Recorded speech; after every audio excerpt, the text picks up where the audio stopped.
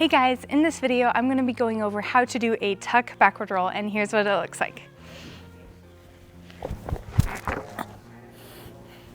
So let's get right to it. So first, let's go over some of the prerequisites that you'll need to have in order to perform a good tuck backward roll. So the first thing you need to be able to do is an inverted tuck. So that's basically a tuck position upside down. So it looks like this with my pizza high five hands.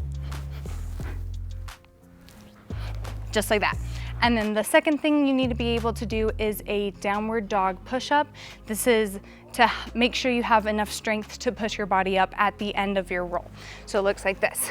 I can have bent legs in it. So bent, and then I push up. So the first drill of practice is starting from standing and then rolling down to your inverted tuck and then standing back up. So I'll show you that. So I'm standing, I roll down, and stand back up. Like that. And did you notice that I had my high five pizza hands so I could push from the ground when I'm ready to?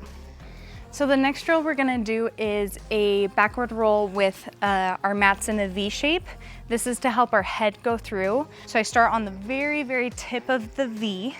I have my high five pizza hands ready.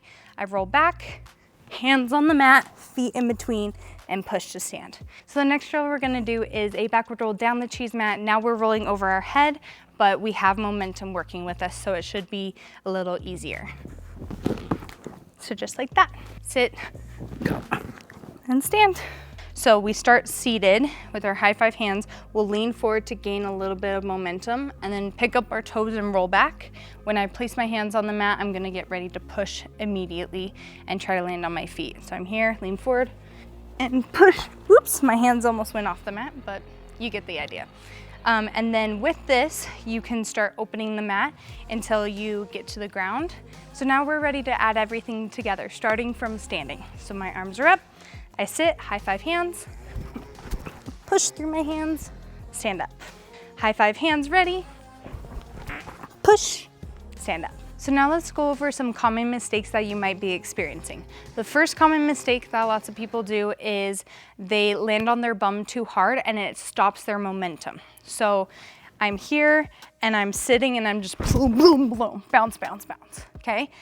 First of all, that doesn't feel too good, especially on your tailbone, but it stops your momentum, which affects your roll. So first thing we need to make sure we do is we sit straight to our heels, lightly go down each vertebrae until we roll, okay? So the next common mistake that many people make is rolling over one shoulder instead of over our head. I like to call this the dancer roll. We don't want that. So we want to go straight over our head. What will help with that is making sure our hands are ready and prepared and that we're pushing through both hands equally and relying on the full palm, not on the side of our palm. I'll kind of show you what I mean. Lots of people flare their elbows out. So see how I don't have a full palm contact?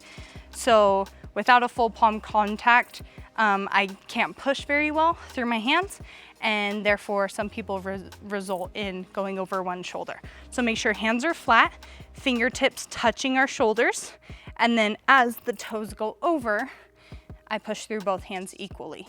So high five, push. So the last mistake that I see lots of people make is knee separation. So one thing you can do to get better at that is if your feet are apart during your roll, you stick the block or stuffed animal or something between your feet. If your knees are apart, stick it between your knees. Most people have a problem with keeping their knees together. So basically just doing your roll either from seated or from standing with it between your knees.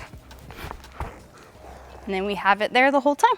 If you're still struggling to get your tuck backward roll, make sure to leave a comment down below and I'll be sure to get to all of your questions.